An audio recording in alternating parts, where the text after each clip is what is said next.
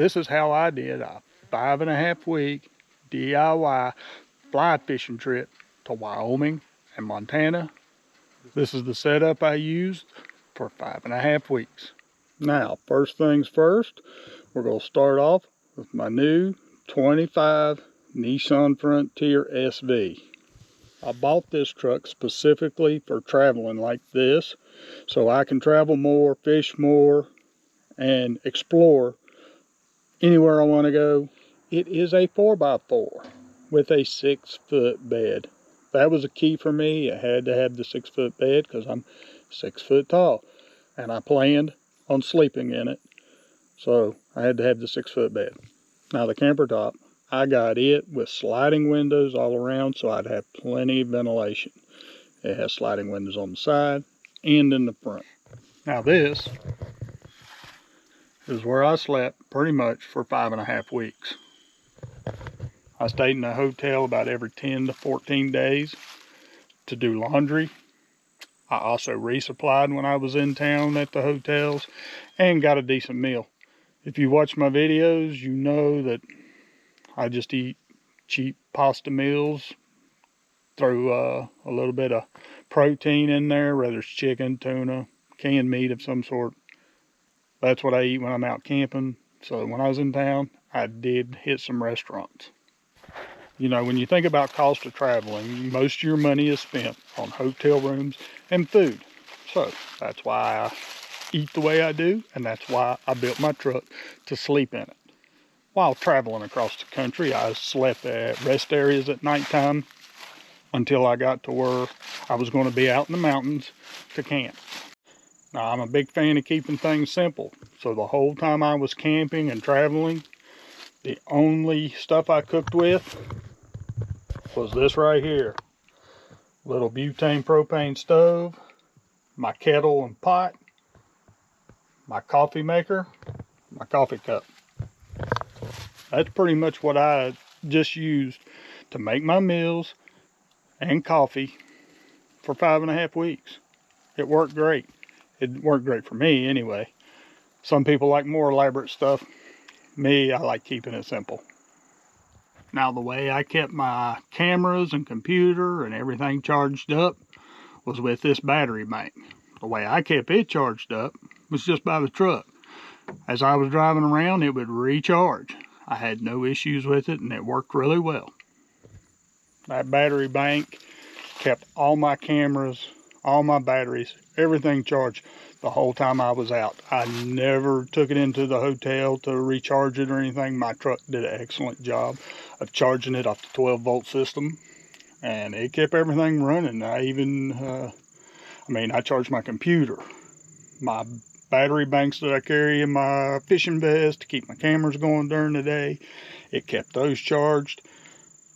Now, the resources I used when I was out there looking for fishing spots and different things, these don't always work when you're in Montana, Wyoming. There's a lot of places they don't work. You know, maybe if you had some sort of signal booster or something, they would work better, but mine didn't really work that well. So, I had this book, and I kept the Atlas Gazetteers with me. That way, if I did need anything, need to know where I was at or something, I had a way to figure it out. I also marked the places I camp inside of those atlases, just as a record of where I've been and where I fished. Now, the fishing gear I took a 7.5 foot 3-weight, I took an 8 foot 4-weight, and an 8.5 foot 5-weight. But I needed longer rods. The water out there is bigger than what I fish at home. And as far as flies and stuff to use, go to the local fly shop. Those guys are full of information, and they really helped me out. They sent me to one creek I wasn't thrilled about, but I did catch some fish. But it was also close enough to the Clark Fork that I was able just to slide down there, fish the Clark Fork, catch a bunch of cutthroats and rainbows. So I was happy. I wanted to fish that area, the Clark Fork, anyway. I had read about it in my book and wanted to visit there. You know, the other river they sent me to, Man, it was spot on. Nice big cutthroats, big browns, plenty of fish, healthy fish. It was a really spectacular river. You know, my sleeping system had the 3-inch pad. I actually had to add, I went to a department store and added one of those Thermarest foam pads to it underneath it, which helped it a lot, made it comfortable. But the 3-inch on top of the plywood, it worked, but I'm 50. I got aches and pains. I needed just a little bit more padding, and just that little thin backpacking pad made all the difference in the world in my comfort, and it worked really well. After I did that, I had no issues with my sleep system. I did have a 20-degree bag.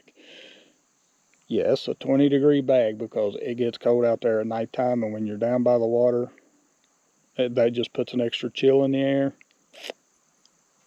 Plus, when you're out there, you never know when it's going to drop down. There was a couple mornings I got up and there was heavy frost on the ground.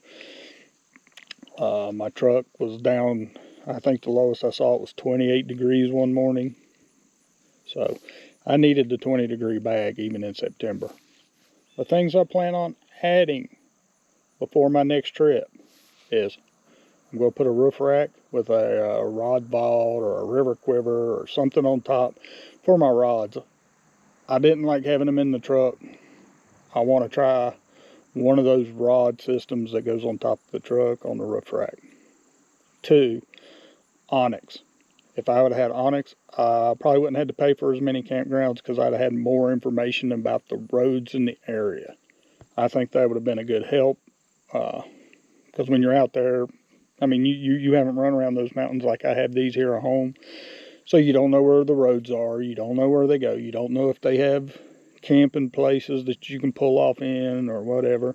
And yes, you can go explore them, but I'm out there to fish and explore. But with a new truck, I didn't want to risk getting on a rough mountain road and popping one of these street tread tires that they have on them from the factory. I will update to all-terrain tires, of course, but I like wearing the stuff out that comes on the vehicle. To me, it's just a waste of money to replace tires right out of the gate. Plus, the street tread tires, I mean, they give me better gas mileage going out there. The truck did really well for a truck. I mean, I don't think you can complain about, it's got 22 miles a gallon for the whole trip. So, that's not bad. You know, I ran out of information in Wyoming. I only had so much in my memory bank, and I didn't have a book. I now have a book. And I'm also going to get a book for Colorado and Idaho. I plan on going out and spending a really long time out there next year. Hopefully a couple of months. And I want to hit Colorado. I want to hit Idaho, Wyoming, Montana. If y'all know of any other good fly fishing destinations out in that area, let me know. I want to check them out. I love to fly fish. I do plan on upgrading my tires so I can go more into the mountains next year. I'm going to look at fishing the Bitterroot Mountains. I want to go into those things. Just driving up the valley beside of them. They're spectacular. They're beautiful. There's got to be some canyons full of fish in there. I want to go explore that. So the tires will be upgraded by next year. But heck, I'll probably wear them out by then with as much traveling as I plan on doing.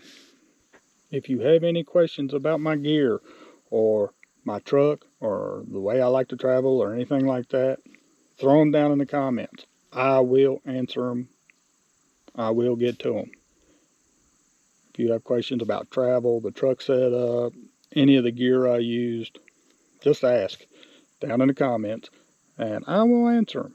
I might put a video together that answers the bulk of the questions, but I will answer them in one form or another, either by replies or with a video explaining more details on the gear I used. 5.5 weeks was a good time. It went by really fast. So I need to extend that next time. My biggest expense was staying in the hotels every once in a while. So I'm going to have to cut that out so I can stay out there longer. The biggest reason I stayed in hotels was for showers and things like that. I actually already picked up a battery-powered shower, so I plan on doing that. Washing in the creek was fine, but I didn't use soap in the creek, so I don't like putting soap in the creeks because it's not good for them. And they were cold.